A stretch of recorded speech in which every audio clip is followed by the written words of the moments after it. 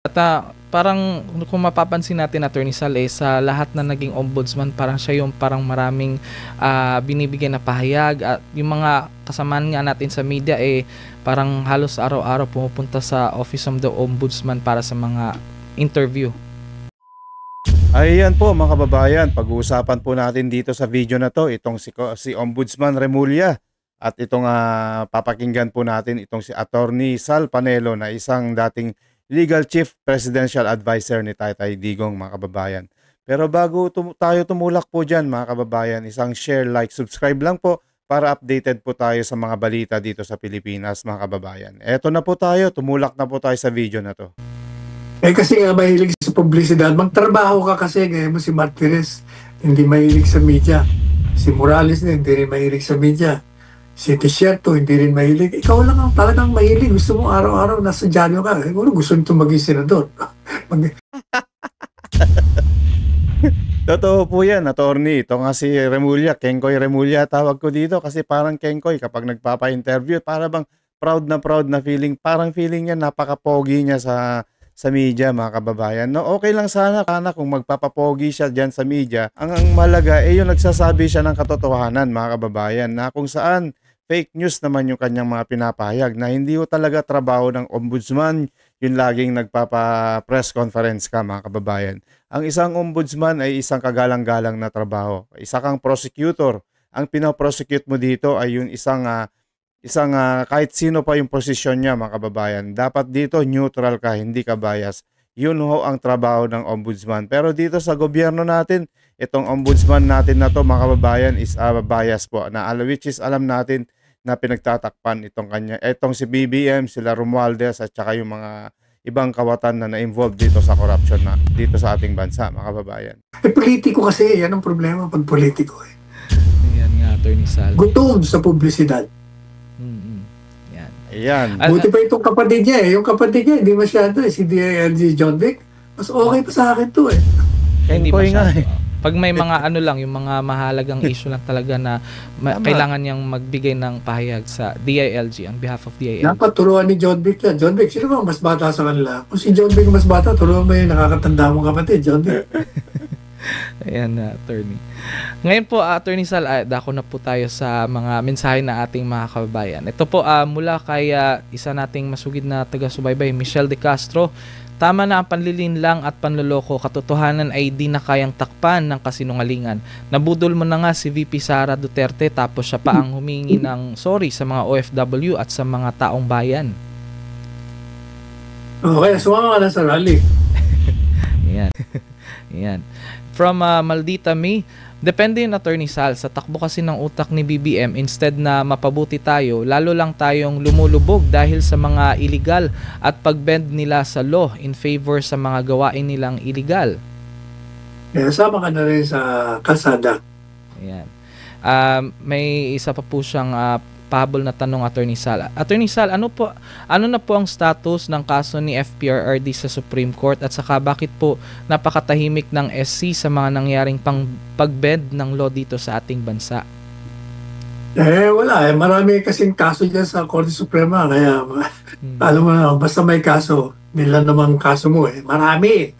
Ganyan talaga, ang Pilipino mahilig magkaso Problema po dito sa ating bansa, attorney, itong ating gobyerno, isa nagagawa nilang baluktutin itong sistema ng gobyerno, na kung saan, sino yung gusto nilang kasuhan, yun ang kanilang kinakasuhan. Kaya ang hirap nga po dito kung sino pa yung mga wala hong ginagawa na nagtatrabaho lang, yun pa yung kinakasuhan nila. Unless na nandito na yung mga ebidensya sa lahat-lahat para makapagtuturo dito kina Martin Romualdez, Saldico, at yung iba pang mga congressman na involved dito, at iba pang yung mga government official, nililihis pa nila yung mga kaso, mga kababayan. Yung ang hirap dito sa bansa natin, yung gobyerno natin nababaluktot nila yung sistema. Pag gusto nilang kasuhan, kinakasuhan nila. Pero kapag ayaw nila, ang dami nilang dahilan. Katulad na lang itong si Tuta Soto, mga kababayan. At si Ping Lacson, na kung saan nililihis nila. Yung simpleng pag-oath lang yung simpleng notaryo lang ng pinag-ugatan ng pagkawala ni Gutesa, dahil nga nagmukhang napasama pa itong si Gutesa na kung siya na nga lang yung nagmamagandang loob mga kababayan para ibulgar yung kabulukan ni House Speaker Buhaya Tambalos II mga kababayan at yung mga kawatan niya. At tsaka yung dalawang kasama niya nawala na rin dito sa bansa natin. So ibig sabihin, meron tinatago itong gobyerno natin na yun ang tawag doon yung baluktot ang sistema sa bansa natin mga kababayan. Pero yung sa petition for writ of habeas corpus, tayo umaasa na desisyon na nila. Kasi yung sa impeachment, desisyon na nila. Yan po. Kaya maghintay-hintay na lang po tayo. Ito naman po from Lynn Tasha. Hello po, Attorney Sal. Kung kagaya nila Romualdez at Marcos sa mga korap, dapat death penalty for them. Wala nang naniniwala sa mga kuda ni Marco pabahay tapos babahain lang. Gawa muna tayo ng batas ng death penalty. Ayan po. Kung ako yan, attorney, wala nang kukurap-kurap. Talagang i-death penalty na natin yan. Lalo na kung may batas talaga dito. Wala na pong lusot yung mga yan, yung mga gumawa ng ganyan na mga bilyon ang ninakaw is considered death penalty na po yan, mga kababayan. Isa pong panloloko dito sa mga kababayan nating Pilipino na kung saan nagtatrabaho po sila ng tama at lumalaban ng parehas.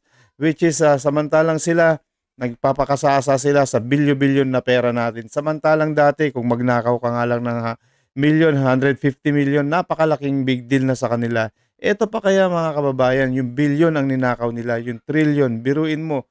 Itong si Saldico, siya na ang mas mayaman dito kaya Villar, yung mga Villar properties mga kababayan. Samantalang itong si Saldico, kailan lang nag-congressman na biglang lumobo yung kanyang mga assets. Ibig po sabihin, may mga may mga ginagawa silang mga karumal-dumal, mga kabalbalan dito, mga kababayan. Ito naman po from ito. Julieta Ilagan. Pag nagkaroon ng death penalty, si BBM ang unahin, sunod si Speaker, sunod si Zaldico. Wala na, bagsak na ang gobyerno, alis na kayo lahat dyan. Sa ngayon, guni-guni pa lang yan. Ang realidad, hindi pa natin alam kung kailan magaganap yan. Ayan. Dapat talaga silang lahat, uubusin natin yung mga buhaya. Lahat sila dyan, iano natin yan. Uubusin natin sila. Ganyan, kasi sila yung nagpakasarap dito sa pera natin. Kung may death penalty tayo dito sa bansang to mga kababayan, lahat po sila para maubos yung mga buhaya kasi tayo din ang nahihirapan eh. Yung bansa natin na baon-baon sa utang, mahal yung mga bilihin, bagsak ang ekonomiya, mahal ang gasolina. Chain reaction na po yan mga kababayan. Tayo yung kawawa, yung Pilipino, yung yung mga mahihirap ang kawawa. May pahabol pa si Julieta, Attorney Sal. Tama, Attorney Panelo, corrupt si Joel Villanueva. Sabi niya, hindi niya kilala si Alcantara. Pero may video na lumabas na pinakilala niya si Alcantara noong gusto ni Alcantara na kumandidato at mamigay pa ng akap. Yung corrupt si ganito, corrupt si gano'n, hindi mo basta masasabi. Hintayin mo yung sasakdal, pagkaroon ng paglilitis, desisyon ng korte, bago mo sabing kurap ang isang tao. Ayan. Tama po si Attorney Panelo mga kababayan. Bago po lahat, pagbintangan yung isang tao, kasi lahat po ng tao lahat na nandyan na yung corrupt na given na po yan Pero hanggat sila kasi pagka yung tao kasi ang nililitis, nandadamay po ng tao yan mga kababayan. Naninira ho sila ng tao. Hanggat wala pa pong napapakulong, wag ho tayong maniniwala sa haka-haka ng mga nila Alcantara na yan dahil sila po talaga yung nakinabang ng husto dito sa Ghost Project dito sa Bulacan mga kababayan. From Odanil S. Nobil, Attorney, bakit kaya ito mga tao ni BBM patuloy na rin kahit alam na nila na walang jurisdiction ng Pilipinas sa ICC base sa mga pahayag mo? Sino kaya ang pwedeng magsampa ng kaso sa kanila for violating our law? Sino? Yung mga lumabag. Di ba may kaso na nga sa ombudsman? Dinidismiss naman ng ombudsman. Yung acting ombudsman na si Vargas. Di ba dinimanda na nga yung mga nag-arresto ng PRD? Dinismiss eh. Kaya nga sabi ko, revolutionary government. Para lahat ng mga yan, pwedeng ipakulong karaka-raka. Dapat talaga dyan, tama ka Attorney, lahat talaga sila kulong. Kulong talaga, kailangan dito natin ng revolution.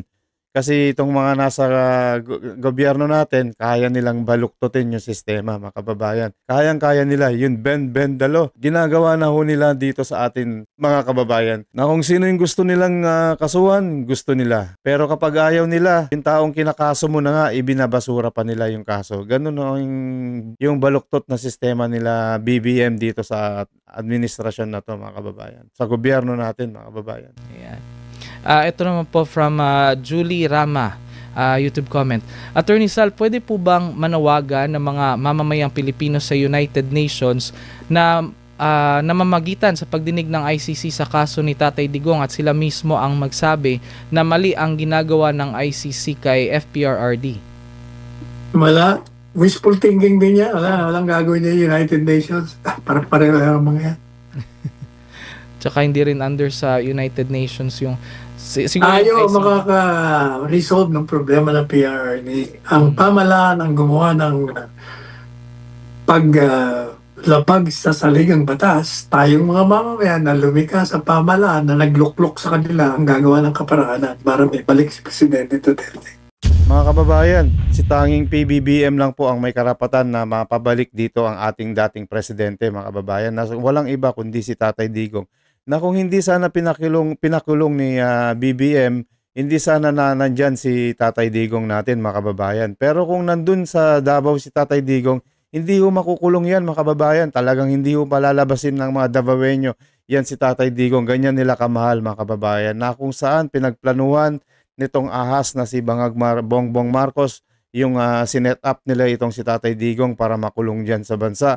Para hindi makapalag. Tignan mo, pagbaba na sa terminal pa lang, sinalubong na ng mga kawatan si Tatay Digong na kung saan diniretso na lang sa private jet, diretso sa The Hague, mga kababayan. Ganyan po katraidor ito ating presidente. Kung ano yung ginagawa niya kay Tatay Digong, ganun din ang gagawin sa atin yan, mga kababayan.